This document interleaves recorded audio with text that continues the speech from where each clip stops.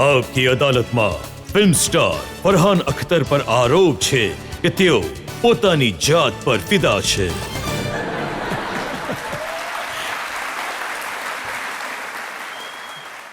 જો પોતાની જાત પર ફિદા થવું ખરાબ વાત નથી, પણ લોકો કહે છે કે બધા કામ ડાયરેક્ટર પણ તમે, રાઇટર પણ તમે, પ્રોડ્યુસર પણ તમે, એક્ટર પણ તમે, સિંગર પણ તમે, બીજા કોઈ માટે કંઈક તો છોડી દો.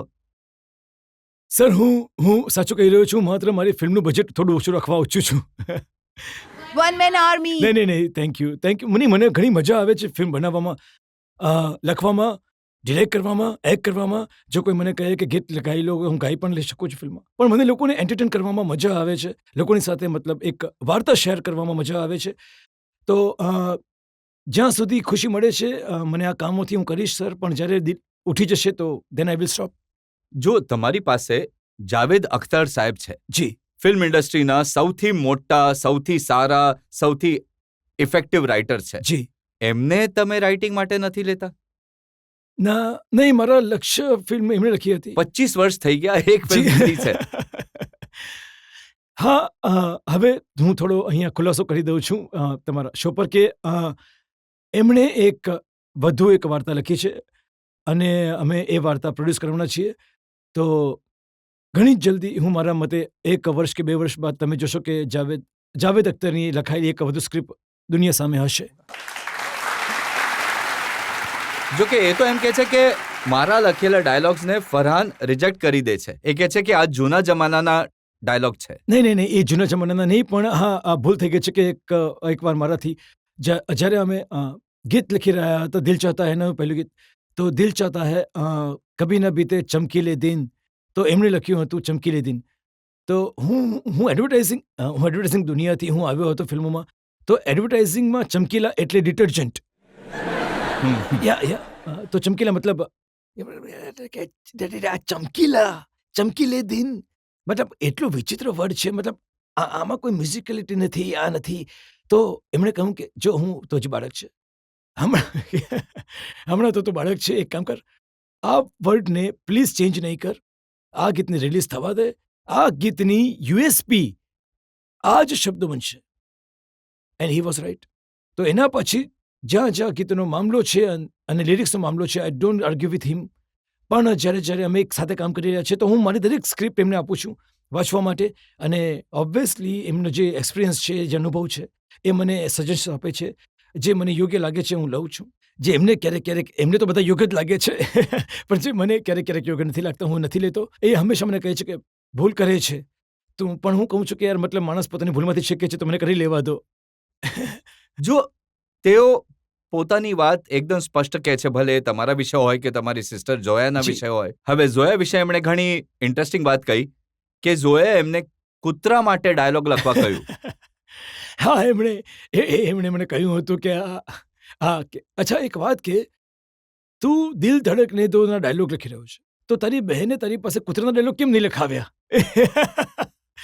તો મેં કહ્યું કે યાર તમે એમને જ પૂછો. બટ એ કૂતરા માટે જે કેરેક્ટર હતું, એક ડીપ થિંકર, એક ફિલોસોફર હતો. કદાચ મારી બહેનને લાગ્યું હશે કે મારામાં ડીપ થિંકિંગ અથવા ફિલોસોફી નથી, તો એ જતી રહી એક્સપર્ટ પાસે.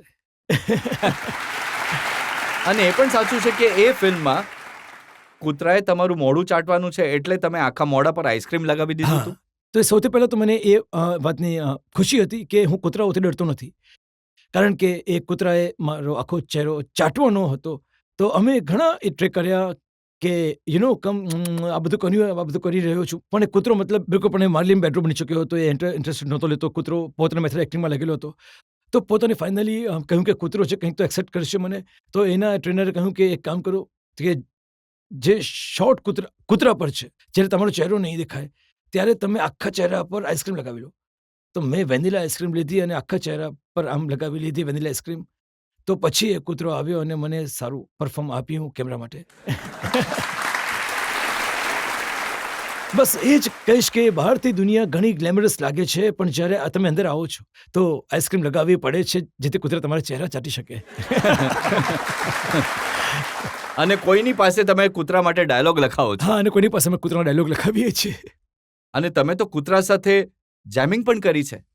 કૂતરાની સાથે જેમિંગ? તમારા ઇન્સ્ટાગ્રામ પર જે વિડીયોઝ છે એ કોઈ કે મને મોકલે જી છે. જી જી જી જી જી હા તો અમારા ચાર કૂતરા છે ઘરમાં અને ચારો જે છે એ ઇન્ડી છે, સડકથી છે. અમે અંદર લીધા છે ઘરમાં. તો એક જે છે એનું નામ છે ટાયસન. એને ગાવાનો ઘણો શોખ છે. તો તમે મતલબ એક શબ્દ તમે ગાઈ લો, એને લાગે છે કે કંઈક રિધમ છે, આમાં તમે કંઈક મેલડી થવાની છે, તો એ જોડાઈ જશે.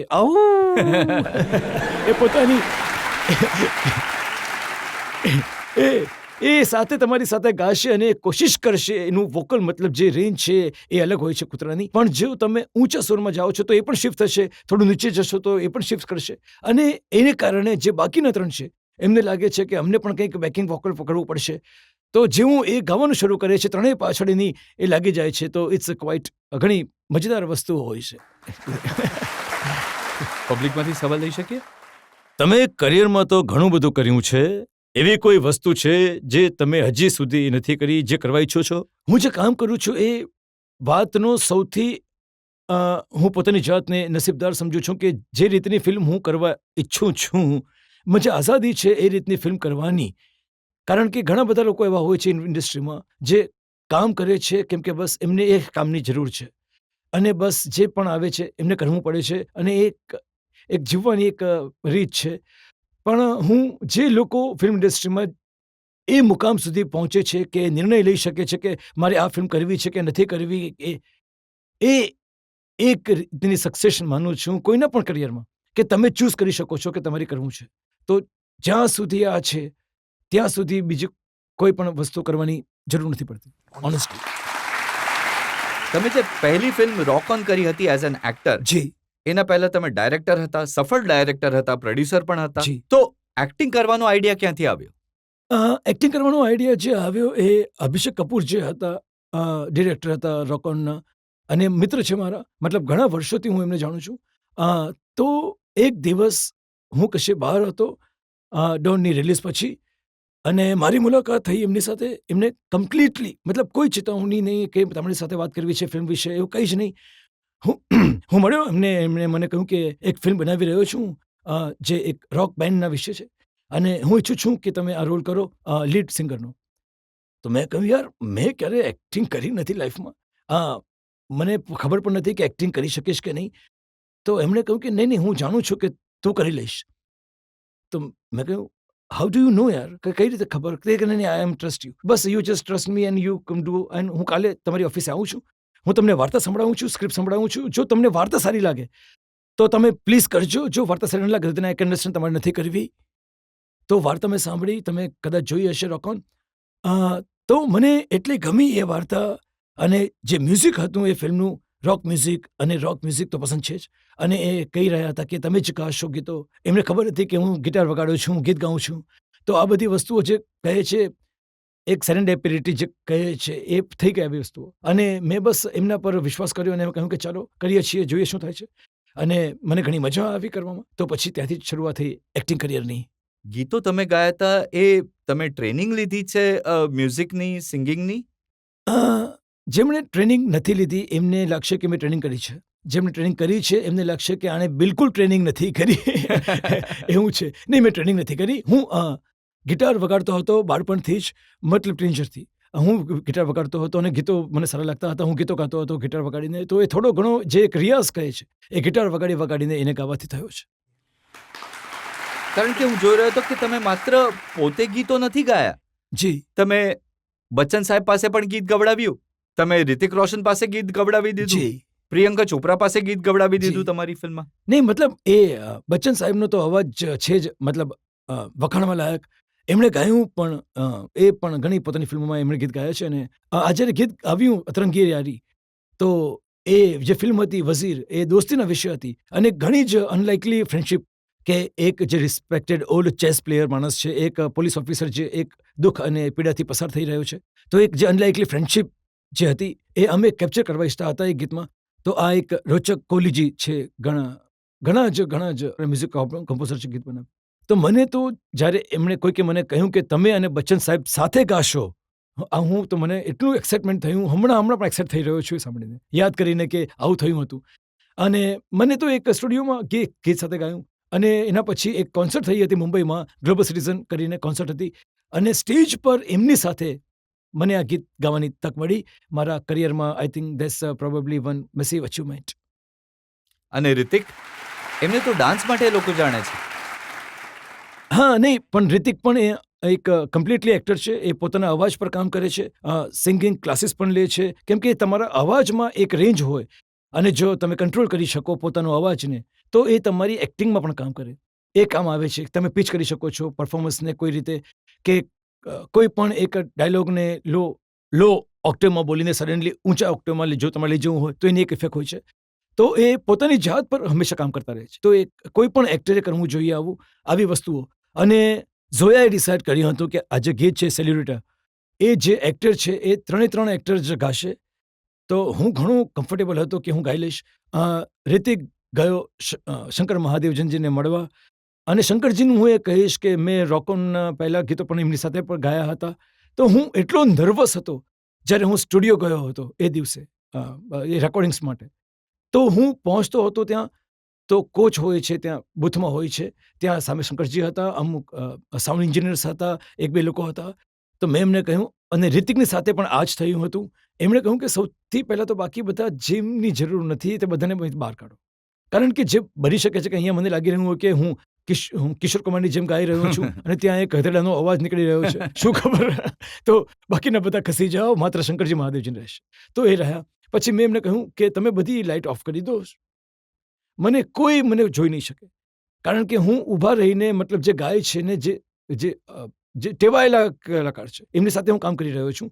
એમની એક રીત હોય છે જે આમ ઊભા રહીને પોસ્ટર હોય છે, હાથોથી, મતલબ જે એક્સપ્રેશન હોય છે એમના હાથોથી થાય. મને આ બધું ખબર નથી. મેં વિચાર્યું કે યાર મારા હાથમાં માઇક પકડીશ અને હું ડાન્સ કરીશ અંધારામાં અને ગીત ગાઈશ, જેથી સરળતાથી એક ફ્લોમાં નીકળે છે ગીત. તો આ રીતે કર્યું હતું મેં. અને રિતિકે જ્યારે આવ્યા તો શંકરજીની સાથે હતા, અને શંકરજીએ પહેલા જ દિવસે શંકરજીએ એમને કહ્યું કે કોઈ રિહર્સલ નહીં, કંઈ નથી કરવું. તમે ગીત સાંભળ્યું છે, ત્યાં ઘરે તમે થોડી રિહર્સલ્સ કરી હશે, just go straight in to the booth and just start singing. કારણ કે જ્યાં સુધી તમે ગાવાનું શરૂ નહીં કરશો ત્યાં સુધી હંમેશા તમને તમારું માઇન્ડ કહેતું રહેશે કે યાર મારાથી આ નહીં થઈ શકે. So he has been very very instrumental for me, and I am imagining for Hrithik to be able to sing out in public.